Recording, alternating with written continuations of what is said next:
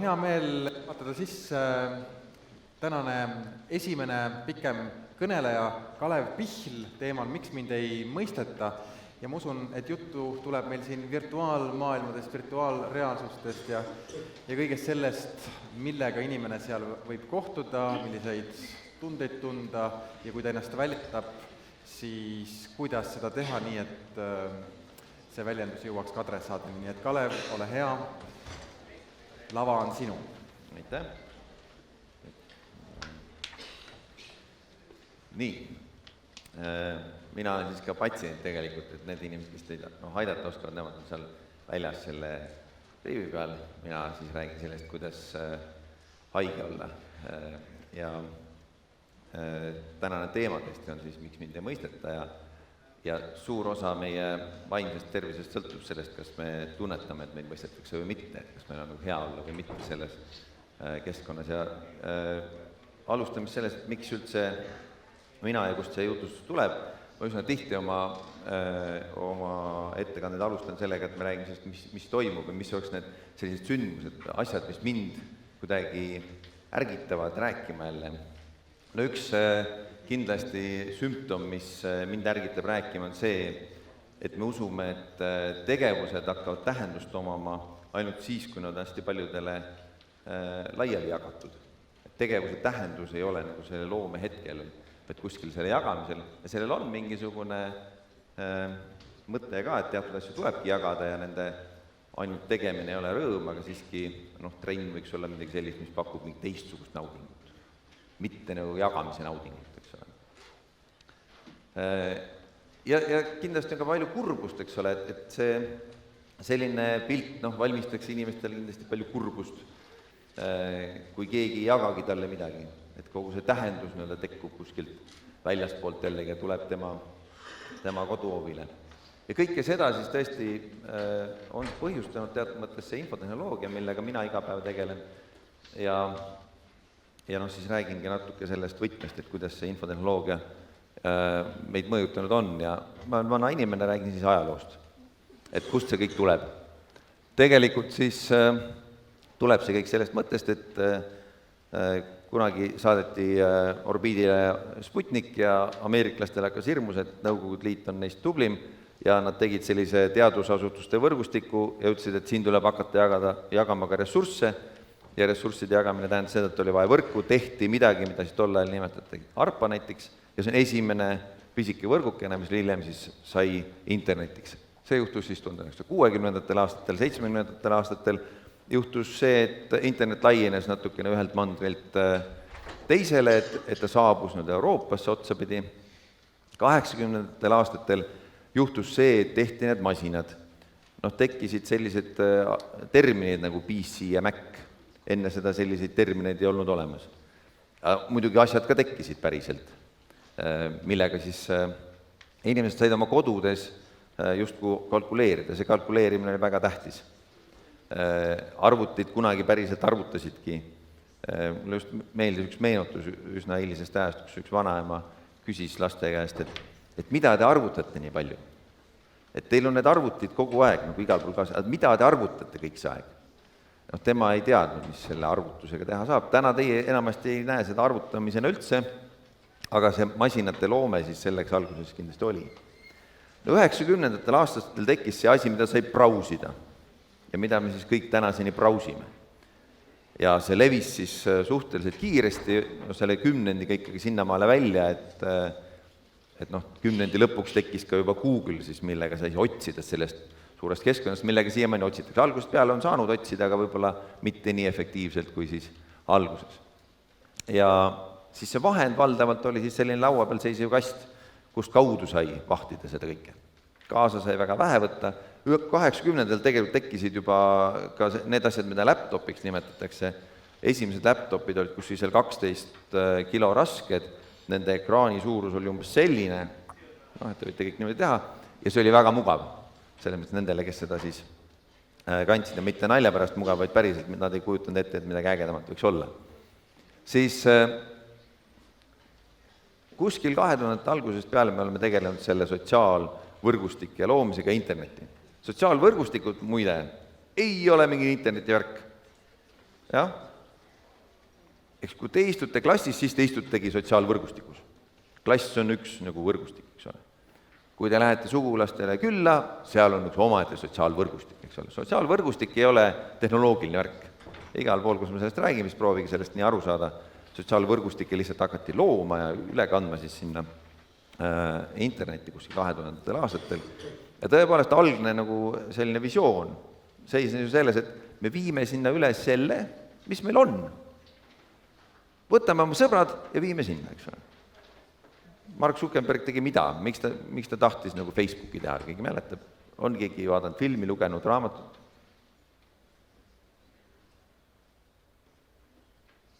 Miks ta tegi Facebooki? Ja miks just Face? Jah? Ei teagi keegi. See mõte oli see, et tema oli ühes ülikooli linnakus ja ta tahtis neid inimesi ära tunda, kes ta lühikas vastu tulevad. No, ja siis pane pilt üles ja pane nimi all, et kes sa oled selline, siis ma suudan sind ära tunda. Hästi lihtne ju. Ei ole väga nagu keeruline mõte. Ja kuskil sealt 2000. aastast edasi, siis 2010 ja edasi, siis me oleme kuskile jõudnud. Ja see, kuhu me jõudnud oleme, mingis mõttes on nagu haige, et kui me alguses kasutasime tehnoloogiat selleks, et jagada oma emotsioone ja mõtteid ja siis nüüd me oleme jõudnud kuskile sellisesse kohta, kus me kasutame tehnoloogiat selleks, et emotsioon tekiks, ehk mõte tekiks. Et see on nagu kuidagi ära keerdunud see tehnoloogia kasutus, et milleks ja kuidas me seda tarbime. Et enam me ei lähe sinna mitte seda jagama, mis meil nagu on, vaid me läheme sealt otsima seda, mida meil tegelikult siin ei ole. Me oleme nagu puudu jäänud millestki ja siis me läheme ja küsime, et äkki seal on. Ja kas see on nagu mõistlik küsimine, seda kohta kohe nagu jutustame. No, ütleme kohe ei jutusta, see tuleb võib-olla jutu lõpuks äkki mingisugune mõte välja. Me oleme jõudnud kuskile, see oleks võinud kokku ka kõik kirjutada, et meil oli vanasti oli koos olemine ja üksi olemine. Ja nüüd on koos üksi olemine, mingisugune uus asi, mida me kõik teeme. Ja te oskate seda väga hästi teha. See, kuidas see välja näeb, on siis umbes selline pilt, eks ole. Ja vanasti niisugune pühapäevane mingisugune pannkoogi söömine või suguvõsa kokkutulek või need olid mingid asjad, kus oldi koos. Ja see tähendas seda, et ma olen siin ja praegu ja nende inimestega. Ja see oli koos olemine. Ja nüüd me tuleme kokku ja me kuidagi liigutame sellest füüsilisest ruumist ennast mujale. Me läheme ära sealt. Meil ei meeldi seal. See ei ole piisav meie jaoks. Ja selle kõige juures me nagu tunnetame, et me suudame seda kõike teha. Et me suudame nagu olla igal pool. Et me saame olla siin ja me saame olla seal ka, aga tegelikult ei saa. Tegelikult on see suhteliselt ikka keeruline 2 kohas korraga olla. Ja me vahetame sellise nagu tõsise vestluse, mis on siis kahepoolne toiming, tavaliselt kui sõnumi edastuste vastu ära. Me lihtsalt saadame sõnumeid välja endast, kogu aeg saadame välja. See keskkond, kus me telefonis oleme, isegi kui me läheme sinna laua taha, me ütleme oma sõnumi ära ja siis keskendume jälle oma seadmele ja räägime kõiki oma sõnumeid nendesse sihtpunktide, kes seal telefonid meile vastu vaatavad, näiteks nagu seal tagareast neiu praegu. Tema on küll leidnud ka selle kõrvalolija, kes tahaks sama sõnumit vaadata, aga see mõte on see sama, eks ole, et ma tahan siit ära minna. Ma lähen võtan mingi järgmise asja, ma saan kohe sinna hüpata, eks ole, see on alati olemas. See ei ole paha, et see on väga okei. Sellest ma ju räägingi, et nii tehakse tänapäeval. Ja sealt siis tuleb nagu ikkagi see jutt tagasi selle pealkirja juurde taas ja ma tulen selle juurde mitu korda tagasi, et miks mind siis ei mõisteta. Ja te kujutate kindlasti ette, et see on üks oluline asi.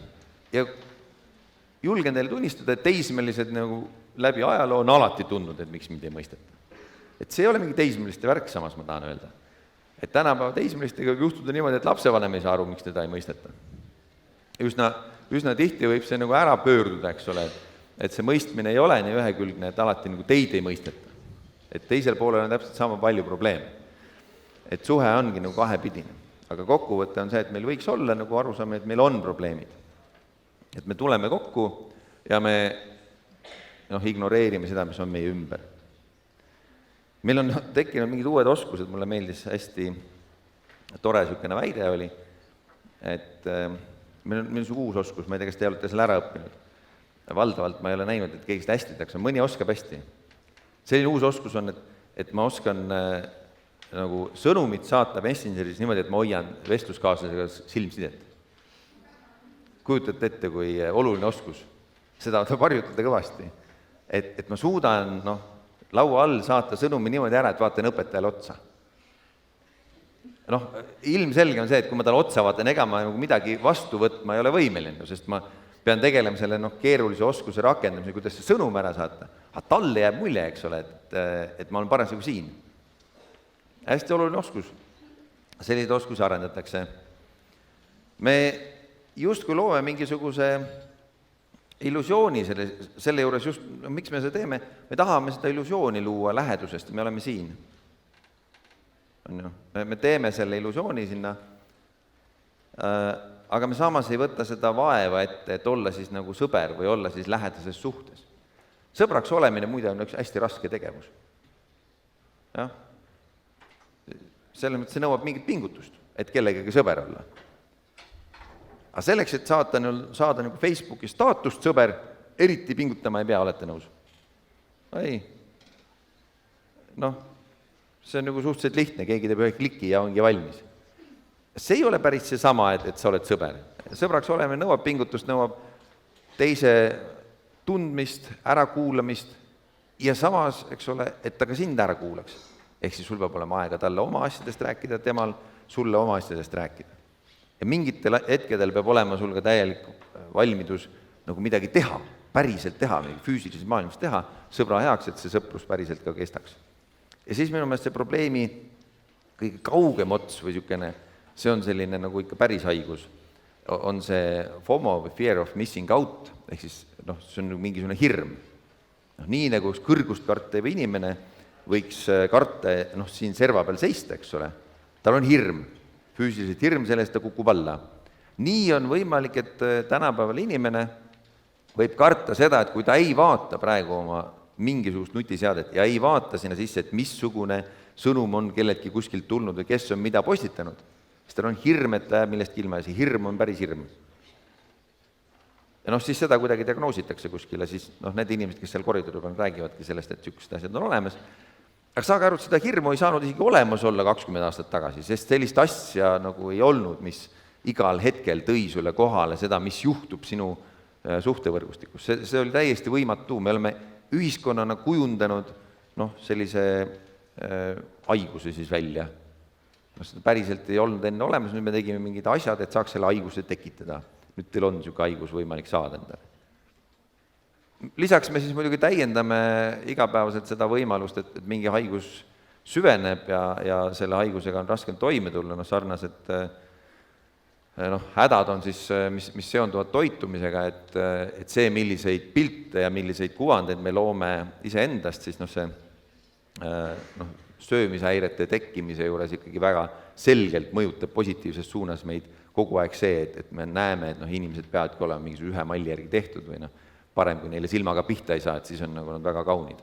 Et see visuaalne pildi levitamine, et see on see, mida kõik laigivad, eks ole, see on tegelikult see, mis teisest küljest mingi hulga inimesi haigeks teeb. Ja see ei ole väga okei. Seal tekib järgmine hirm, eks ole, et seal, et kui ma just rääkisin seda, et seista siin ja kujutada ette, et mul on tohutult hirm siit alle kukkuda, ausalt öeldes, kui ma kukun alla, ma saan natuke haiget, ega midagi väga hullu ei juhtu, et ma surma ei saa ja isegi käeluud on raske murda, kukkumise asendist rangluu võib-olla. Aga see, mis nagu siis selle söömishäiretega tekib, eks ole, seal tekib hirm süüa. Et ma ei julge süüa enam, sest ma kardan nagu seda sööki päris paaniliselt, eks ole, et see tegelikult on ka üks ebameeldiv nähtus. Aga söömishäired olid küll olemas enne internet ja siin tehnoloogina ma seda vastutust meile ei võta, meie lihtsalt levitame seda, tundub, et kohati liiga hästi edasi ja levitame seda edasi, et kuidas sellega hakkama saada igapäevaselt, niimoodi, et see välja ei tule, mis ei ole võib-olla väga hea alati. Aga kokkuvõttes on selle taga kuskil seal lehvimas midagi, mida võiks religiooniks nimetada ja religioon on mingid uskumuste kogum, eks ole. Ja kindlasti ei ole ta kuskil Siseministeeriumi kaitse all usuliikumisena, aga me kuidagi omame seda ja teisipidi võib seda mingiks kultuuriliseks aluseks nimetada, et miks me nii teeme, eks ole. Ja kõigepealt siis on see uskumus, et me suuname oma tähelepanu väga teadlikult. Meie ise suuname oma tähelepanu sinna, kuhu me tahame. Tuleme vanaemale külla ja ma tahan sõbrale teada anda, et homme lähme kinno. Ja ma võtan oma telefoni ja ma annan tal teada, et me homme lähme kinno ja kui ta küsib, et millisesse kinno ja mida vaatame, siis ma hakkan otsima ja siis ma kulutangi järgmised veerand tundi selle peale, et vanaema juures istudes rääkida sõbrannaga. Eriti vahva, kui see sõbranna elab kõrval majas või kõrval toas isegi, eks ole. Ma just tulin tema juurest. Sõitsin võib-olla 100 kilomeetrit maha, et vanaema juurde jõuda. Ja ma arvan, et see on teadlik otsus ja et see ongi minu selge tahe. Nüüd siit minema ja sõbranna juurde, eks ole. Tegelikult on niimoodi, et me ikka valdavalt liigume sinna, mis on blinkiv ja mis parasjagu tundub atraktiivne. Me üldiselt väldime selle tähelepanu liigutamisega igasuguseid raskeid hetki. Nii peaaegu tuleb ette mingisugune takistus ühes suunas, ma tean, et mul on veel 250 000 erinevat suunda, kuhu minna ja ma lähen sinna, kus on lihtsam. Aga võib-olla see takistus oleks väärinud ületamist ka. Aga see on raske, Ehk siis me teeme oma elu lihtsaks sellega, et me läheme ja võtame järgmise suuna ja me jätame selle suuna, kus oleks võib-olla olnud õige minna. See ei ole teadlik juhtimine, see on lihtsalt põgenemine pidevalt. Pidevalt igasugustest elusituatsioonidest. Järgmine uskumuse osa on see, et me suhtleme siis ilma sellist päris suhet loomata, et see on väga okei, et me saame kogu aeg suhelda niimoodi, et me seda päris suhet ei loogi, et me päriselt ei investeeri sellesse või ei pane oma aega, oma pingutust sellele, et see teine pool oleks olemas. Ja selle taustal on see mõte, et keegi ikka kuulab. Kui mul on 600 sõpra, kellele ma oma selle pildi saadan, kui kaunis ma olen, või millist toredat vaadet ma vaatan või milline on minu tänane õhtusöök, siis keegi ikka vaatab. Ja mis on põhiline, valdavalt isegi keegi vaatab. Küsima peaks aga seda, et kas see on just nimelt see inimene, keda ma tahtsin, et vaataks, või see on lihtsalt see hale lohutus, et vähemalt keegi pani laigi.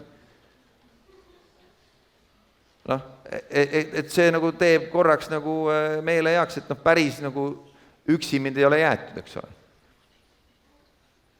Kui te lähete New Yorgi kesklinna, tulete metroost välja ja proovite seal rääkida, te olete kohutavas rahvasummas, seal on väga palju inimesi, proovite seal rääkida midagi. Kellelegi mingit sõnumit anda, siis teid ei kuulda.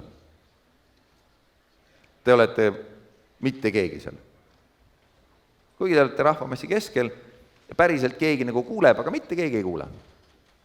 Ja samas, kui te olete sõbraga kahekesi toas ja teie nutiseadmed on ära pandud ja kas teie ütlete midagi või sõber ütleb midagi, on suur tõenäosus, et keegi kuulab. Ehk päriselt selline massiefekt ei tööta liiga hästi. Lõputult hästi ei tööta. Kui te karjute praegu siis mingisugune ligi 4 miljardi inimese keskel internetis millestki, on suur tõenäosus, et te olete 1 4 miljardist ja keegi ei kuula. Kedagi ei huvita. Mulle meeldis ka see mõte, et mitte tehnoloogia keskeks jääda, minu meelest oli see ennustus, mida ma lugesin, ma arvan, mingisugune 10 aastat tagasi, siis oli see ennustus, ma mäletan, 2028. Et raamatu kirjutajaid on aastaks 2028, kui trendi jälgida, et öelda, et raamatu kirjutajaid on rohkem kui raamatu lugejaid. Mis on selline hoopis teistsugune kultuuriline fenomen, eks ole. Mis tähendab ka, et kui ma kirjutan raamatu, ei pruugi olla lugejaid. Ei pruugi olla. Et alati nii lähe. Ja 3. asi siis, niisugune püha kolmainsuse juurde peab jääma, eks ole, et on mingisugune 3 asja, et mida me usume justkui. Et me oleme kõik väga iseseisvad. Ja me saame ise hakkama. Meie ise. Ja meil ei ole kedagi vaja tegelikult. Me oleme üksi ja tegijad. Ja samas me peaaegu mitte kunagi ei julge olla üksi. Sest me kardame igavleda. Niipea, kui me üksi jääme, nii me võtame taskust telefoni, võtke suvaline rongipeatus või buss või mis iganes. Inimene jääb seisma, kui tal otsest ohtu elule ei ole. Mis ta teeb? On enam-vähem turvaline olla, buss otsa ei sõida, ma olen peatuses, mis ma teen? Võtad telefoni kätte, väga õige. Lahkud sellest üksi olemise hetkest, eks ole. Igavlema ei hakka. Oluline aga on see, et igavlemise hetkel saab inimene ainult endasse vaadata. aru saada, milline on tema, eks ole. Ja tegelikult siis ongi selline meelearendus ja meeleparandus, kõik see, mille me asendame meelelahutusega. Ehk see, ja lahutus, eks ole, on see, et me jagame midagi laiali. Me ei koonda kokku, meelelahutus on väga õigesti defineeritud, ilus nimi on Eestis pandud sellele. See lahutab meele ära. Meel läheb, hajub laiali mingite asjade peale, me hakkame vaatama mingisuguseid kõrvalisi asju, 250 erinevat YouTube'i videot poole tunni jooksul, ja me olemegi lahustunud, meie pahameel on kadunud, me olime millegi pärast tigedad võib-olla, ja meil on see kadunud, meel on ära lahutunud. Aga me ei ole aru saanud, mille pärast me tigedad oleme, ja ega me leppinud ka sellega ei ole. Ja see tuleb tagasi. Ja siis, kui tuleb tagasi, siis me võtame uuesti selle meelelahutuse, me proovime uuesti kõike seda asja laiali lahutada. Et see lahutamine on nagu mõistlik nimi, aga võiks tegeleda selle meeleparanduse ja arenguga, ehk kuidas sellest kõigest nagu elutervelt ja kiiresti üle saada, ilma et YouTube üldse olemas oleks. Ja see on keeruline, ma tahan öelda, see ei ole nii lihtne kui YouTube'i avamine. Ja selleks peabki siis nagu pisut pingutama. Ja see esimene pingutus ja see, mis sellest üksi olemisest järeldub, ongi siis see, et kas ma kõigepealt saan aru, et kui ma soovin, et mind mõistetaks, kas ma ise ennast mõistan. Mina olen haige inimene, mina ennast ei mõista üsna tihti. Ütlesin, et olen patsient koos teiega ja üsna tihti ei mõista ennast. Mul on ikka väga palju asju, mida ma veel ei ole endast aru saanud, aga ma julgen tunnistada, et teen palju tööd sellega, et sellest aru saada. Ja ei vaata seerus ainult YouTube'i, vaid tegelen muud asjadega. Mida ma siis tahan? Ma võtan mingisuguse näite. Ja see ei ole minu näide, ma ise ei kirjutanud seda, aga võtsin, sest näide oli. Kodanik kirjutab, oleme elukaaslasega 14 aastat koos olnud, lapsed on ka olemas, ja tahaks nagu aru saada, kas see abielu tuleb kunagi või tule, eks ole. Ja mees kogu aeg ütleb, et raha veel põle ja et praegu veel ei saa. Ütleb seda, see kõik jutustus käib 8.51 hommikul, siis näete, see ei olegi väga ammu tehtud, 8. oktoobril. Ja plõks, läheb seal umbes veerand tundi mööda ja juba on abivalmis inimene, eks ole. Keegi ikka kuulab, oli minu sõnum, panenge tähele, eks ole. Keegi ikka kuulab. Mees ei tahagi sinuga abielluda, rahapuudus on lihtsalt ettekääne, tuleb ja aitab, eks ole. Järgmine tuleb ka appi, aga natuke hiljem, eks ole. Muide, need oli järjest, vahel oli mingid asju, ma kõiki ei pannud siin. Et mis pulm see ikka pärast aastakümneid kooselu oleks, eks ole, tobe ju, eks ole. Mingis mõttes õige ka, mis see ikka enam, mis see ponnistad, eks ole. Siis tuleb, eks ole, ja lapsed on ikkagi mehe perekonna nimega, eks ole. Mis te naised ennast kogu aeg niimoodi alavääristate, eks ole. Mis naine sa selline üldse oled, et sa oled niimoodi lasknud juhtuda, eks ole, põhimõtteliselt. Ja siis me jõuame millenegi, ja see juhtub siis tegelikult praktiliselt nagu 12 tundi hiljem jõuab keegi ka siis sinna kohale ja ütleb, et mis ju point üldse, miks sa seda küsid, on ju. Mina olin aasta aega enne seda, kui abilusin koos, mis siis, aga mis sa sellest saad, et ma niimoodi olin? Sa küsid niisuguse küsimuse, aga miks sa küsid niisugust küsimust? See on väga oluline küsimus.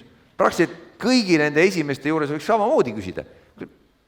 Miks te oma suu lahti teete?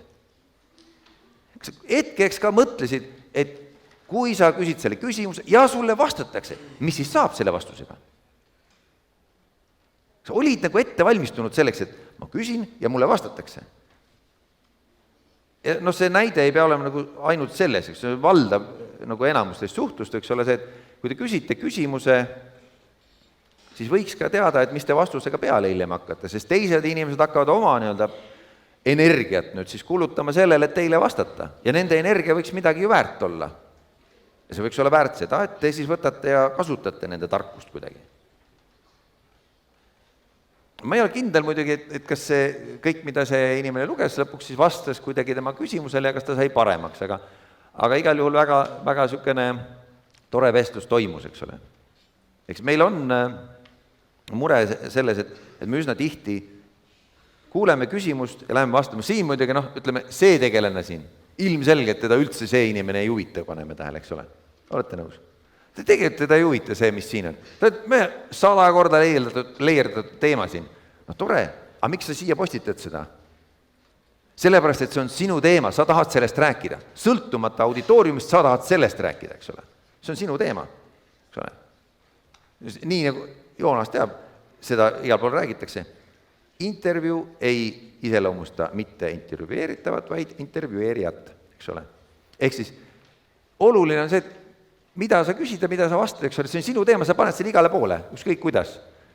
Siin on ka, eks ole, mingisugune, mis pulm see on, kas sa said aru, mis ta küsis, kaua peab koos elama, et kuidas saaks, aga sa võtad tal pulma nii-öelda tuju üldse ära. Sest tema emotsiooniga siin küll ei arvestata, eks ole, olete nõus? Ta ei huvita seda üldse. Ja siin muidugi, siin on üleüldse mingi teema, eks ole, et tited taga ja see mees ei armasta sind ja see on tõmba ennast oksa, eks ole, et selline inimene on mitu head aastat kellegi koos elanud, see ei ole niisama naljasi, te pole veel pingutanud paljud nii palju, eks ole, eluski pole võib-olla 14 aastat olnud mõni siin, aga see on tegelikult suur pingutus, 14 aastat, ja see ei ole niimoodi, et armastus tuleb ja läheb, et see on ikkagi midagi, mis võiks olla nagu olemas, aga näe, esimene postitaja kohe tunneb, et mina tean asja. Tõmban sulle vee peale, et sa küsid midagi. Sa tuled küsima siia asju. See ei ole mingi küsimiskoht, kuigi see on niisugune foorum, et võiks ju olla. Ma ei tea, kui te olete kunagi kuulnud, Uudis Pluss on minu meelest ERR-is väga lahe saade, seal on alati lõpus üks koht, millel ma praegu alati panen nagu raadio kinni, kui see tuleb. Ma olen seda aastaid küll kuulanud, aga siis ma lõpuks sain aru, et see ei muutu kunagi. See on see koht, kus inimesed saavad sisse helistada. Olete kunagi kuulnud niisugust asja? Jaa. Seal on sõltumata küsimusest. Päeva teema võib olla see, et kas teile meeldib rohkem taimetoit või loomne toit. Aga Keskerakond ja Reformierakond saavad igal juhul sõna. Sellepärast see on see teema, millega helistab sisse, sõltumata sellest, millest raadio tahtis rääkida, tema tahab sellest rääkida. Miks tema suu lahti teeb, on täiesti arusaamatu ja miks selles kohas on arusaamatu, aga tal on mingi teema, eks ole. Ja uskuge, et ei siin listis ega ka selles Vox Populis ja selles Uudis Plussi eetri hetkes keegi ei tunne ennast mõistetuna. Et see mõistmise hetke jääb sealt nagu täiesti puudu. Ja küsimus, eks ole, mida ma tahan, kui ma selle suu lahti teen, midagi kirja panen, mis mu soov on. Ja endale aru anda, mis mu soov on. Nii siis, kui keegi nagu küsimus ette andnud ja ma tahan vastata. Pärast, kui siin on võimalik küsimusi küsida, see ei ole selleks, et te ei küsiks midagi. Aga siis, kui te küsite, siis te võiksite nagu alati mõelda, et miks ma seda vastust tahaksin kuulda. Jaa, järgmine lugu ongi, siis tuleme sellise kultuurilise poole juurde, et milleks keelt vaja on. Eks teen suu lahti, hakkan jutustama. Mul on mingi keel, milles ma jutustan. Teie ka jutustate mingis keeles ja mõnikord see on eesti keel ja mõnikord see ei ole eesti keel. Aga üldiselt keelt on siis vaja 8 asjaks, et meid mõistetaks ja et meid ei mõistetaks. Ja on väga oluline, et me saame aru, et see on mõlemad pidi. Ja kui me kasutame keelt selleks, et meid ei mõistetaks, kui me kasutame sellist keelt, et meid ei mõistetaks, siis me ei saa samal ajal oodata, et meid mõistetaks. On see keeruline? Ma arvan, et on. Ehk siis tuleme mingisuguste heade näidete juurde, et kui te, tegelikult ma võib-olla tulen selle juurde natuke hiljem. Jaa, vist näitan teile mingi pilti selle juurde. See näide, mis siin on, me samas keeles rääkida, eesti keel on hea näide. Ja me räägime eesti keeles ja siis me ütleme mingid sõnumeid ja teine pool ei saa sellest nagu aru. Ja me tuleme selle keele näite juurde tagasi. Me tuleme selle keele juurde selle juurde, et miks me siis nagu suhtleme, eks ole. Et kui me räägime, et meid mõistetakse, meid ei mõistetakse samaaegselt. Et miks me suhtleme? See ongi see nagu mõte üsna tihti, et me tahaksime tagasisidet. See on mingisugune meem, mida on hästi palju jutustatud, et me ütleme, räägime midagi selleks, et tagasisidet saada. Ja see on üsna tihti õpetajate arusaam ka, et õpilased tahavad tagasisidet. Ja juhina võin öelda, et meil on ka palju räägitud selles, et kõik nagu töötajad tahavad tagasisidet saada. Aga see ei ole õige. Kõik tahavad, mida? Nad tahavad tähelepanu. Nad tahavad tähelepanu endale. Mina olen tähtis. Ma teen midagi selleks, et tähelepanu tuleks minu peale, et ma saaksin keskele. Korraks saaksin mina keskele. Olles nagu suures massis, mina ei ole keskel, eks ole. tuleme selle keele juurde nüüd tagasi. Kust me tekitame ja kuidas need barjäärid on? Et kui me kasutame mingisugust slängi näiteks, me kasutame slängi ja me räägime mingisugustest terminitest, mida üldiselt teised ei tea. Miks me seda teeme? See on selleks, et teised ei saaks meist aru. Ei saaks aru, jah? Aga siin on mingid näited sellest, kuidas siis saab mitte aru saada. Aga kui me siis seda keelt tahame niimoodi rikastada, siis me peame aru saama, et kui ma nüüd välja astun sellest väikesest kogukonnast ja ma tahangi oma teise põlvkonna inimestele, ehk siis nagu mulle öeldakse vanuritele rääkida, eks ole midagi, siis vanur ei saa nendest terminitest aru. Vanur tahaks ka aru saada sinust, aga kui sa tuled, räägid nendest terminitest, mis on sinu terminid ja mis on loodud spetsiaalselt selleks, et ma ei saaks sellest aru, siis ei ole ju võimalik mul sind mõista. Eks ole? Keel on üldiselt ajalooliselt välja arenenud nõndamoodi, et me teeme eesti keeles asju selleks, et säilitada oma eesti kultuuri, et me ei seguneks, ei lahustuks, eks ole. Keel on barjäär. Lähete Indoneesias on nagu iga paari kilomeetrit uus keel, selleks, et nad saaksid oma pisikeses hõimus oma moodi toimetada ja see kultuur ei saaks sealt kõrvalhõimust hüpata sinna meie juurde, eks ole. See on tähtis omadus keelel, keel on hästi, hästi oluline nähtus siin. Ta kaitseb meid millegi vastu ja ta samas võimaldab omadega vestelda. Minu omad saavad minust aru. Selline uskumus on. Aga kui me siis kasutame seda keelt sellisena, mis ei olegi teisele osapoolele arusaadav, siis juhtub see, et mind ei mõisteta. Just keele pärast ei mõisteta. Üsna tihti ei mõisteta sellepärast, et see viis, kuidas ma räägin, ei ole teisele osapoolele arusaadav. See keel, milles ma räägin, kui te proovite, ma ei tea, kus te võiksite minna kiiresti, Lätti lähete, leiate keele, kes räägib ainult läti keeles. Proovige talle midagi selgeks teha, kui te ju spetsiaalselt läti keelt ei õpi selleks. Siis ta heal juhul saab aru teie baasvajadusest, et te tahate süüa, magada või tualetti minna. Aga ta ei suuda teid mõista. Sest selleks on keel palju rikkalikum meil siin, et me suudame ennast väljendada oma vajadusi selgitada rohkem, kui see baasvajadus on. Eks ole. Teine pool, mis meil tekkinud on siis see, et miks meid ei mõisteta, on see, et me saadame neid signaale välja. Me muudkui ka ütleme asju, aga mitte keegi ei kuula.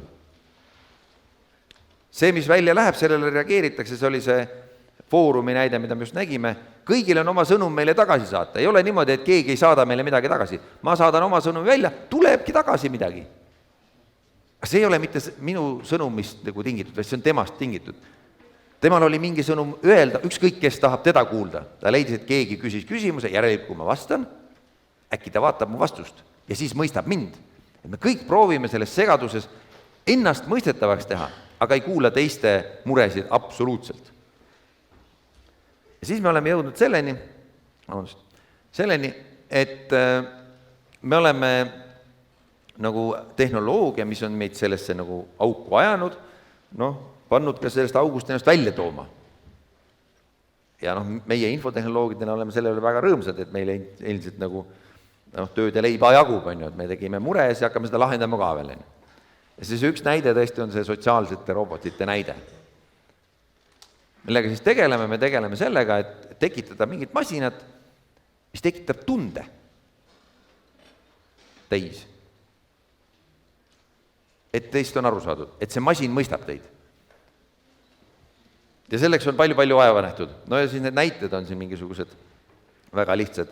See on siis Chivo nimeline pisikene vidin, ta on niisugune lauapealne lambi mõõtu nähtus ja siis keerab oma pead ja näitab erinevat pilti sinna. Ja vahest armastab teid südamekujuliselt ja vahest teeb kurva näo sinna ja igasugust asju teeb. Ja siis teil on tunne, et ta saab teist aru. Ja aitab teid igasugustes eluhädades. Seda valdavalt siis suunatakse sinna poole, et üksikud inimesed ei tunneks ennast nii üksikuna. Järgmine lugulaul on siis niisugune juba teenindaja, eks ole. See on siis kodanik Pepper, nagu seal ka tema peale kirjutatud on. Ja tema on siis niisugune pisikese inimese mõõtu. Ja teda on Eestis siin palju ka nähtud ja näidatud. tema siis peaks ikkagi suhtlema juba päris suhtlussituatsioonis, kuulama ära teie soovi näiteks kuskil kaubanduskeskuses, et tahate minna sinna teine kolmandasse kohta ja siis räägib teile, kuhu te peaksite minema ja võib-olla isegi saadab teid sinnani välja, et kuhu te peaksite minema. Igast asju on võimeline tegema.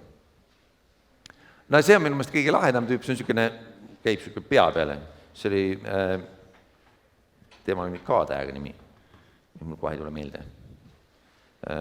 Keegi mäletab, mis ta nimi on? Ei mäleta. Tema nimi siis, oli Kirobo, robotist, Kirobo, pisike vidin. Selle saab kotti panna endal, käekotti, ja siis kõnnid temaga ringi ja siis tal on niisugune omadus, et ta suudab meeldeta asju. Ja siis, kui sa lähed samasse kohta, kus sa oled enne käinud, siis ütleb, me käisime siin 2 päeva tagasi. Niisuguseid nagu toredaid üüdeid teeb sulle. Ja jälle sulle tundub, et sul on nagu kompanjon, et sa ei ole nii üksi, ei jalutagi üksi pargis, eks ole, keegi on veel. Minu jaoks on see mingis mõttes ikkagi väga kurb ka. Inimkonnana me oleme kaotanud iseendasse usu selle pildi pealt. Me ise ei usu, et me suudame olla teistele inimestele inimesed ja et meie vastu suudetakse olla inimene, sest see, mida me tahame, ongi see sama kaaslane, ongi see sama mõistmine ja me teeme praegu tehnoloogiat täiesti selge veendumuse ka juba, et inimesed ei saa selle ülesandega hakkama. Ei ole neid inimesi meil, kes meid mõistaksid, ei ole neid inimesi, kes meile saaksid kaaslasteks. Me tegelemegi sellega, et teadlikult ehitada masinaid, mis teevad niisugust nägu, et nad mõistavad meid, sest teades, kuidas need masinad töötavad, nad ei saa midagi aru sellest, millised on inimesed. Neil pole mitte mingit aimu sellest, et elu võiks kunagi lõppeda, et see võiks mingi traagika olla. Temal pistetakse nagu uus patarei sisse, läheb, käib edasi, eks ole. Tal ei ole aru saamist sellest, mis meie oleme. Tal ei saagi olla seda. Aga see tunne on mõnus. Ma olen ka mõne niisugusega vestelnud ja mõnus tunne tekibki. Aga see on siis see, kuhu me oleme nagu jõudnud, jah. Ehk me oleme jõudnud sotsiaalsete robotitega mingis mõttes ikkagi inimese väljavahetamise sellise fantaasiani, et me saame inimese ära asendada. Ja see tuleneb samast sellest, et me oleme väga inimesed. Et me oleme inimesed, meil on inimlikud vajadused, mitte masinlikud vajadused, meil on inimlikud vajadused ja inimlike vajaduste jaoks me teeme masinaid nüüd. Sest me ei usu, et inimesed saavad hakkama sellega, et nad meid mõistavad. See on tegelikult väga nõme olukord. Nii ei peaks olema. Me ootame tehnoloogialt palju rohkem kui inimeselt enda kõrval. See on see sama koht, et me läheme vanaemale külla ja millegipärast me usume, et vanaema on igav, arusaamatu inimene, aga telefonis on see sõber. Tema on ikka see, kellest ma aru saab, eks ole. Aga vanaemale me ei pühenda seda aega. Võib-olla vanaema halb näide, võib-olla onu või tädi või kelle iganes juurde satute, eks ole. Aga see mõte, et see teine inimene, kelle juures ma parasjagu olen, on see, kellega võiks saada suhte ja kust võiks saada iseenesest nagu seda rahuldust, mis mul tänaseks päevaks vaja on, see kaob nagu iga päeva järjest kaugusesse rohkem ära. Me järjest vähem usume, et see on see koht, kust ma saan seda, mis mul vaja on inimesena. Tehnoloogia on see, kust kaudu me hakkame seda otsima järjest rohkem ja rohkem. Ja jälle siis küsimus, kuidas saada siis mõistetud? Ehk miks mind keegi ei mõista, kuidas saada siis mõistetud? Ja niisugune kõige lihtsam valem, mida ma siis siia lõppu oskan teile jutustada, on see, et kõigepealt proovi nagu mõista. Ja see on hästi-hästi oluline, sest see tuleb tagasi sinna juurde, kus ma ütlesin, et me ei taha suhet luua. Me lihtsalt tahame egoistlikult olla mõistetud. Suhe tähendab nagu midagi palju rohkemat. Ja alusta alati sellest, et sa mõistad. Kui sa lähed kuskile ja sa hakkad kellegagi rääkima ja sinu ootus on, sa ise tead, et sa tahad, et sind mõistetaks, siis kõigepealt proovi tekitada olukord sinna teisele poole, et tema on mõistetud. Sest uskuge mind, ükski inimene, kes ise tunneb parasjagu, et mitte keegi ei saa tast aru ja ta on niisugune unikaalne veidrus maailmas, ei ole valmis teid ära kuulama ja teie muresid. Sest kõigepealt peab see inimene, kes tahaks teid mõista, tundma, et tema on mõistetud. No tehke seda kas või seda roboti nägu talle, see tunne peab tekkima. See nõuab ka vaeva, see ei ole üldse nagu nali. selleks, et tekitada nii hea tunne, nagu need pisikesed sotsiaalsed robotid tekitavad, selleks peab palju aega tegema. Nemad palju arvutavad selle jaoks, eks nad ei mõista midagi, aga nad arvutavad selle jaoks midagi. Aga esimese asjana proovige nagu mõista, proovige teisest aru saada, proovige temast tekitada see tunne, et temal on kõik hästi. Ja alles siis tekitage endale see õigus olla mõistetud. Ehk võtke natuke tagasi seda egoismi, võtke seda oma tahet, et ma kõike tahan nüüd ja praegu, sest mul on selleks õigus, võtke natuke maha, öelge, et ka sellel teisel on mingi õigus, kuulake tema ära, saage aru, et mis tema mured on, kus tema parasjagu istub, ja alles siis proovige talle selgitada, mida teie tahate, mis on teie vajadused. Ülilihtne tegelikult. Päriselt ei ole, ma olen proovinud, see on väga raske. Aga proovige kuulata seda teist, sest see, mida ma enne ütlesin ka, mida me teeme, me saadame sõnumeid välja, aga keegi ei kuula. Teate, kui mõnus on mõnikord saada seda tagasi, et päriselt keegi kuulas. Et ma ütlesin midagi ja keegi päriselt vastab sellele lausele, mida mina just ütlesin, mitte ei räägi mingit oma lauset edasi, mis tal enne pooleli jäi. See on väga tore tunne, kui keegi vastab sinu mõttele. Ja kõigepealt pakkuge seda tunnet. Kui te päris katki just ei ole. Kui te olete päris katki, siis veel kord on nõustamiskeskused ja muud asjad, mis seda kõik aitavad nagu korraldada. Aga selleks, et terveks jääda ja terveid suhteid luua, kõigepealt kuulake, rakendage see oma vaimne võimekus selle peale, et mingisugust teist inimest nagu mõistmise juures nagu aidata, et teda mõistetakse ja siis alles saate oodata, et äkki mõistetakse ka teid. Ja see kõik ongi suhte loomine. See ongi see suhe, millest ma enne rääkisin, millest me ei viitsi nagu panustada enam tänapäeval. Ja lõpetuseks ma räägin sellest, et millest siis nagu see meeleolu heaks läheb, vähemalt see positiivse psühholoogia mõttes ja see ei ole nagu lõplik nimekiri, seal vist on rohkem asju ka, aga ma praegu võtsin need 4 suurt asja siia. Et kuidas siis saab nagu mõnusalt tunda ennast? Mida siis targad on rääkinud? Ja võib-olla on veel targemad, kes jällegi koridori peal teile seda rohkem jutustavad. Et kõigepealt loomulikult meile teeb nagu head meelt see, kui me saame mingisuguse positiivse emotsiooni. Ehk siis YouTube'ist nalja leidmine on hea. See tekitab meis positiivse emotsiooni. Suhted on head, ehk siis, et see on tore, kui keegi meie sõbrakutse vastu võtab, see on hea. See, kui meil on sõber juba 5 aastat ja me saame temaga iga päev kokku, on hoopis parem. Iga päev võib-olla ei saa, võib-olla korra kuus kokku. Sest see on midagi püsivamat ja kuidagi tõstab minu enesetunnet rohkem. Tähendus on hästi oluline. Tähendus on siis see, et mina olen millestki nagu osa, mis on midagi suurt. Ma olen osa millestki, mis ei ole ainult mina. Ja kui ma tunnen seda, et ma olen osa millest, ma olen, ma ei tea, korvpallivõistkonnas, ma olen jalkavõistkonnas, ma olen orkestris, ma olen laulukooris, ma olen näiteringis, kus iganes ma olen millestki suuremas, siis see on see, mis tekitab meis nagu positiivseid tunded, mis hoiab meid tervena. Jällegi, mulle hullult meeldivad need projektid, nagu see üle interneti tehtud laulukoor ja nii edasi. Ja see kindlasti on hetkeks tore.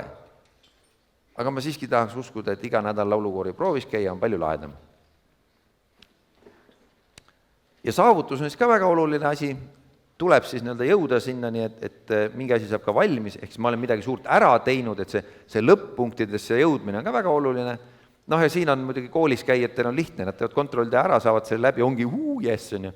Tööl käies enam nii äge ei ole, selle mõttes seal midagi sükst ei juhtu iga päev.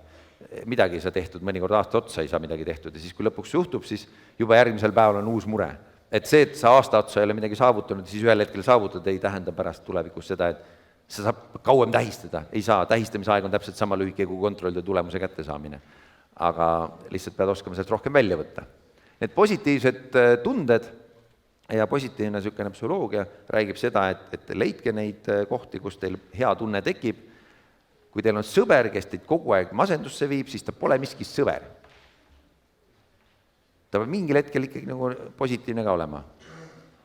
Ja see võib olla see, et ta annab teile saavutust nagu vajadusele mingisuguse nagu boosti, eks ole, et ta nagu lubab teil saavutada midagi, mida te muidu ei saaks. Ja see on teie positiivne tunne, et te saavutasite midagi. Yes, eks ole. Sõber ei nutnud enam, on saavutus. Sõber naeratab, järgmine saavutus. Saab ennast premeerida. Et need suhted, looge neid suhteid, on hästi, nagu see suhte juures on see oluline see, et mina hoolin kellestki teisest. Et päriselt läheb keegi teine mulle korda, seal on suhe tekib siis. Senikaua, kui ma ainult hoolin, et nemad minust hooliksid, siis suhet veel ei ole. Suhe on siis, kui mina hoolin nendest. Ja neid suhteid tuleb endale tekitada, päris suhteid, kus see hoolimine on ka sisuline. Selles mõttes on ka muidugi oluline, et kui te leiate popstaari, keda fännata, et see on ka suhe, teie hoolite temast, aga ta vastu ei hooli väga. Ta võib-olla teeb seda sama, võtab teie sõbra kutse vastu, aga nüüd valdavalt ei jõua ta kõikide nende fännidega ju nii lähedases suhtes olla, ta nagu kui grupist hoolitseb, võib-olla Kristel pärast te võite küsida ta käest, et kuidas see käib, et kui palju ta siis jaksab nende eest hoolitseda, aga see mõte on selles, et neid on vähe neid suhteid, kus me jaksame päriselt mõelda, et nemad on meile olulised või tema on mulle oluline. Aga leidke neid ja neid tuleb tekitada ja seesama tähendus tulebki sellest, et kui me oleme mingis suhtes ja me suudame midagi saavutada, aga sellega ma oma jutustuse proovin lõpetada, sest mul oli tõsine soov umbes veerand tundi jätta teile küsimusteks ja vaadata, mis sellest välja tuleb, kui te küsite midagi. Jaa, aitäh!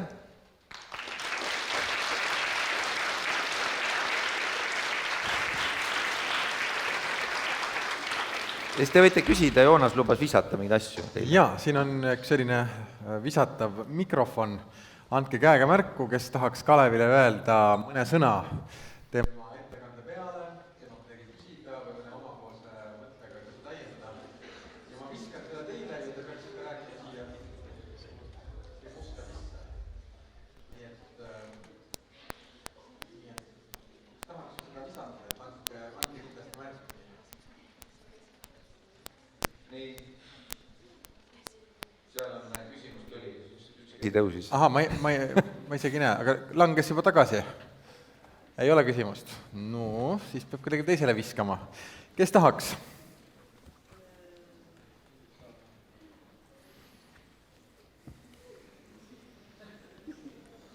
Keegi võiks teha algust, siis läheb juba edasi nii-öelda riburada pidi. Ma ei tea, üsna kerge tundub. Vast ei tee. On sul küsimus ka? No, siis ei viska. Ma võin ise teha algust, kuna see on minu käes. Et, kas sul on oma enda elust ka mõni selline markantne näide tuua, et sa andsid meile sellise õpetliku ülevaate kõik sellest teemast, et kuidas sa oled ise siis neid mõistmise barjääre kas ületanud või kuidagi saavutanud ka mingisuguses väga raskes olukorras siiski silda ja suhet mõne inimesega? Jaa, neid näiteid muidugi on, et nagu ma ütlesin, ma olen vana inimene juba, et siis ma olen palju neid situatsioone nüüd olnud. Ja see tarkus ei ole mul kogu aeg olemas olnud, mida ma teile jagasin, et tuleks kõigepealt ikkagi proovida mõista ja alles siis tahta, et olla mõistetud. Eks kõige klassikalisemalt on see just see koht, et kui inimesel on päriselt endal mure ja mina satun temaga kokku ja mul on tegelikult talle näiteks tööülesanne, siis ma olen sellega ikkagi leppinud, et ma mõnikord pean kuulama tund või poolteist seda, millised mured tal on, ja alles siis saan ma öelda, mis ma tegelikult temast tahtsin. Sest on täiesti ilmne, et kui ma oleksid seda enne rääkinud, siis ei oleks kohale jõudnud. Ja ma ei saanud aru üsna pikka aega ikkagi sellest, et kui ma neid tööülesandeid andsin näiteks või sõpradele sõnumi saatsin, et teeme sedasi, või ka oma naisele midagi ütlesin, et teeks niimoodi. Ja see paari päeva pärast tuli välja, et midagi ei jõudnud kohale. See ei ole seal. Siis tuli välja, et ma ei olnud testinud valmisolekut. Ma ei olnud tegelikult ise olnud veendunud, et kas vastuvõtja on üldse vastuvõtja praegu või on edastaja. Et nagu insenerina on lihtne mõelda seadmete peale, et seade on siis kas vastuvõtmise või saatmise režiimis. Ja inimesel, kellel endal on tohutu mure sees või mingisugune tohutult aktiivne periood mingisuguse asjaga tegelemisel, ta on valdavalt saatmisrežiimis. Ta saadab seda välja. Ja selleks, et midagi temale saata, tuleks ta kuidagi valideeritult või kontrollitult saada sinna vastuvõtmisrežiimi, et kas sa nüüd oled valmis mind ära kuulama? Kas sa said oma südamelt kõik ära rääkida, mis oli? Kas see, mis sinul oli akuutne sel hetkel, kui ma uksest sisse tulin, kas see on nüüd saanud oma lahenduse, oma rahu, kas sa oled valmis vastu võtma? Ja see on hästi oluline tõesti see püüdke nagu mõista, kui me proovime anda murest vaevatud inimesele veel ühe mure juurde, ta ei võta seda vastu, kus ta seda paneb. Et murest vaevatud inimene tahab oma murest lahti saada. Ja laske tal siis see mure kõigepealt ära kurta ja siis andke oma mure talle, miks mitte, ta on võib-olla siis väga rõõmus seda vastu võtta, sest ta on saanud enda mure nagu ära anda. Et see vastuvõtja kontrollimine, hästi palju on neid olnud, ma neid, nagu halbu näiteid võiks, tööalaselt on ikka väga palju neid tõesti selliseid, kus ikka päris on asjad tegemata jäänud. Ja meie töös, kui midagi jääb päriselt tegemata, siis mõnikord 10 000 inimesed tunnevad seda, et see ei tegemata.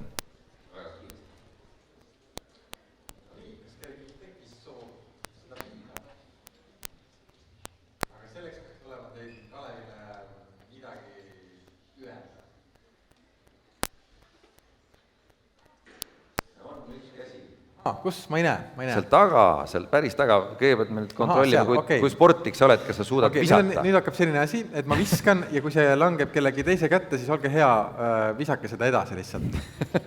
Et ma ei ole seal, mul palliviskes ei ole enam ammu käinud. Opa! Suhteliselt hea vise, ma ütleks. Väga hea, teeme aplausu praegu.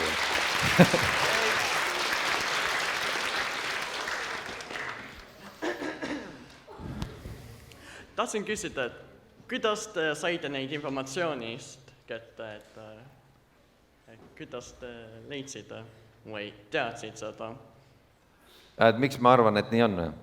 Ja, või kuidas sa tead neid? Jaa, mul on igav olnud, selles mõttes, et endiselt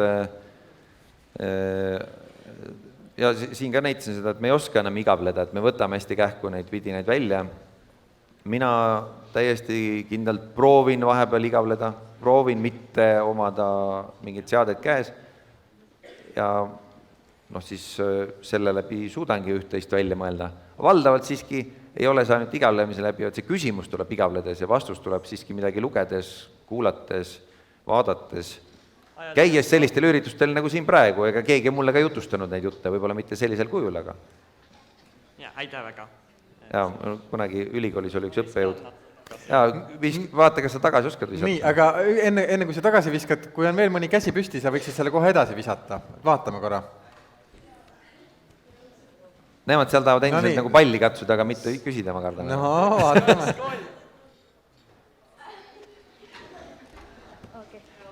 Kas sind on varem kiusatud? Jaa. Ma ei tea, kas varem, aga ma praegu ei tunne ennast kiusatuna. Aga kas mind on koolis kiusatud muidugi? Ma olen täiesti kiusamis usku inimene. Et võib-olla see, täna ei ole küll kiusamise teema, võib-olla minu teema olnud, olen sellest ka rääkinud enne, aga kiusamine ei ole iseenesest midagi sellist, mis oleks meile loomuvastane. Kiusamine paljuski on see, kuidas me suhteliselt sõbralikult suudame kehtestada seda, mida me grupis ütleme, et mis on hierarhia. Et milline on see asetus, et kes on kellest kõrgemal, kes on kellest allpool. Kiusamine on selline suhteliselt leebe viis tavaliselt selle kehtestamiseks. Nüüd, kui selles hierarhias tahaks nagu ülespoole liikuda, tahaks olla selles kohas, kus ma olen, eks ole, siis see tekitab konflikti ja sellest tuleb palju pahandust. Ja sellest tuleb siis kaklusi, sellest tuleb mõnitus ja kõike muud sellist. Ja mõnikord see kehtestamine tõesti ei ole nii leebe, nagu ma just seda praegu ütlesin, aga see on midagi omast inimkonnale läbi ajaloo olnud ja tegelikult mitte ainult meile, vaid võtke mingisugune loomakari ja ka seal hierarhia kehtestamine on selline väike nügimine. Senikaua, kui ma saan sind nügida ja sa lähed selle peale ära, on kõik hästi, kui ma nügin sind ja sa hakkad vastu nügima, järelikult tuleb kakelda. Et see ei ole kuidagi väga ebaloomulik nähtus, sellest tuleb aru saada ja see, kes alla jääb, sellel on valus, sellest tuleb ka aru saada, mina olen alla jäänud, aga seni terveks jäänud, et see kiusamisest tuleb mingis mõttes aru saada, aga selle peavad olema piirid ja küberkiusamine on eriti jõhker, kuna sellel teatud see piir nagu puudub, millest olen ka palju rääkinud, aga täna ei ole päris see teema, et küberkiusamise võlud ja valud on üks teine loeng. Seda ei küsinud ka tegelikult. Jaa, aitäh. No nii, kas siin on ees üks käsi püsti, ole hea, viska siia ette see. mis? Kas sa sul on ka Forti küsimus? mängid? Ei. Hea küsimus. Ei. Küsimus oli siin ees. Viska siia palun ette. Opa! Aga hea ise. kas te olete olnud kunagi koolikiusaja? Jaa. Ma olen kindlasti olnud nii kooli kiusaja kui kooli kiusatav, et selle mõttes, et see ja väga raske vist on kellelgi väita, et ta pole ei kooli kiusanud ega olnud kiusatav, et sellist kooli on väga raske ette kujutada. Selline vastus eeldab ikkagi väikest lisaküsimust. Miks sa olid kiusaja? Miks ma olin kiusaja? Veel kord, hierarhia kehtestamine on see, et kui ma tundsin, et ma olen kuskil seal üleval, siis ma pidin seda kontrollima, et ma ikka olen seal üleval. Et nagu seda teismelisena ja enne seda veel kindlasti ma ei mõelnud niimoodi ega mõtestanud, aga see päriselt toimub ikka sellisel väga lihtsal viisil, et jah. Et olla selles hierarhias seal, kus sa tahad olla. Ja üsna tihti pidi seda ka tegema selleks, et olla selles nagu alamas situatsioonis, et siis kanda seda rolli, mida ma selles hierarhias kandsin, mitte olles tipus, et loomulikult ei olnud ma selles hierarhias tipus, vaid kuskil seal vahel ja seal vahel oli ja peab tegema seda, mis siis ülevalt öeldakse ja altpoolt nagu nõutakse. Olgu, ja meil on äkki üheks viskeks veel ruumi, seal on käsi püsti, ma näen.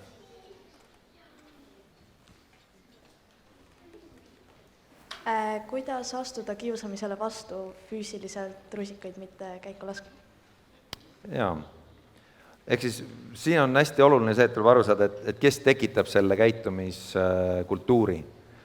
Et see on hästi huvitav, ma ei ole siin spetsialist, ma arvan, et see rivi seal väljas on oluliselt targem selles osas kui mina, aga see on huvitav on mõelda, et samal hetkel võivad täpselt samasuguses sotsiaalses keskkonnas hakata toimima täiesti erinevad nii-öelda hierarhia kehtestamise viisid ja see põhjus on kelleski isikus tavaliselt, et kes kehtestab selle normi, et tuleb, ma ei tea, tuleb ignoreerida, tuleb peksta, tuleb, ma ei tea, füüsiliselt karistada või tuleb nagu vaimselt kiusata.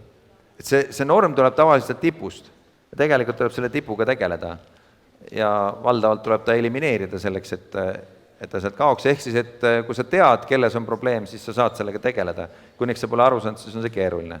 Ja siis, kui sa tead, siis küsi abi, ehk see on see põhiline koht, et mine küsi abi selle tipuga tegelemiseks. Et sellega, et sa tegeled selle kõige alumisel tasandil, sellega, et mind kiusatakse, valdavalt seda ei lõpeta, et sa pead jõudma ikkagi sinna, kus see kiusamise mõte kõigepealt tuli. Et kust tuleb see mõte, et nii käib asi. Ja leia see inimene ja küsi abi selle inimesega tegelemiseks. Aitäh! Siin on ka veel üks küsimus. Ja, siin. No nii, tuleb siia visata. No, peaaegu. Siia, opa.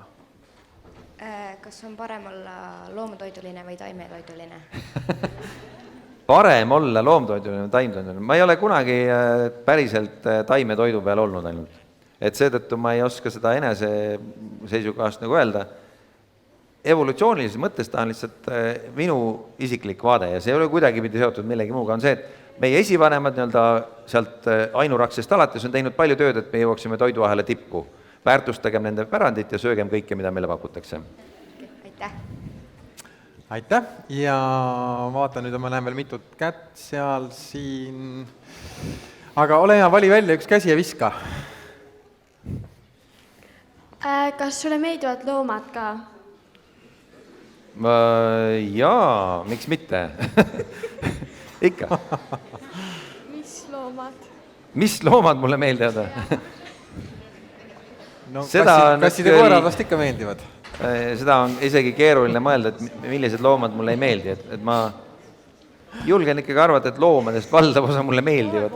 Aga jah, et seal taga on... Aga taga on, tegelikult seal taga ma näen ühte küsimust. Jaa, aga tagant. No. Nüüd läks küsimiseks. Miks te tahtsite seda teemat üldsegi hakata arutama? Aga miks seda teemat arutada või? Sest kui me räägime vaimsest tervisest, et mis siis on see, mis teeb katki inimese, on valdavalt ikka see, et ta ei tunne, et temast saadakse aru. See on see põhiline nagu alusprobleem, et kui me räägime vaimsest tervisest ja noortele eriti, siis see põhjus, miks tehakse lollusi oma elus on see, et tunnetatakse ümberringi, et ta ei ole mõistetud, eks ole. Ja see on see põhjus, miks me seda teemat just sellisel moel käsitlesime. Nii, aga siin taga oli käsi püsti, ma viskan selle siia taha. Opa! Et kuidas võib mõjuda inimese vaimsele tervisele see, et nagu päriselus ei ole kedagi, kes oleks inimesele toeks, aga nagu online'is nii-öelda on neid palju. Jaa, selliseid lugusid siis on tegelikult ka väga palju olnud ja mõnikord see põgenemine sinna ongi väga atraktiivne. Kuidas see mõjub? See mõjub mingisugusel hetkel kindlasti toetavalt. Et kui see oleks sellises kas või natukene tasakaalus, et see ei oleks päris nii, et siin ei ole kedagi ja seal on nagu palju, et siis oleks nagu natukene tervitatavam, aga kui see on päris niimoodi, et kedagi ei ole ja seal on palju, siis see tähendab seda, et inimene isoleerib ennast sinna tehnoloogia sisse. Ja see ei ole tegelikult eluterve. Et sealt nagu tuge otsida on okei, aga ainult seal olla päris ei ole okei. Et see mõju on selles, et sa põgenedki sinna ära, see on see mõte. Midagi seal väga... Esimene täistabamus ekraani taga istujale. Nii, ja see on viimane küsimus meil praegu. Millal te aru saite, et te vajate abi? Millal mina aru sain, et ma vajan abi on? Seda on ikka nii palju elus juhtunud, aga lihtsalt kui ei suuda mõelda midagi välja. Sa oled olukorras, kus lihtsalt ei ole ühtegi mõtet, kuidas siit edasi minna. Et kõik tundub nagu ainult allapoole mäge minema. Et kõik, mis enda peas on, et on nagu ainult halvad variandid ja kõik on nagu järjest hullemad. See on nagu täiesti selgelt see, et kus ei peaks ise edasi mõtlema, milline neist kõikidest õudustest nagu läbi viia. Et peaks ikka leidma mingisuguse sellise tee, mis tundub veidigi helge. Ja. Nii, aga sellega on meil praegu siin jõudnud kätte keskpäev ja me täname veel kord esinejat ja teeme talle aplausi.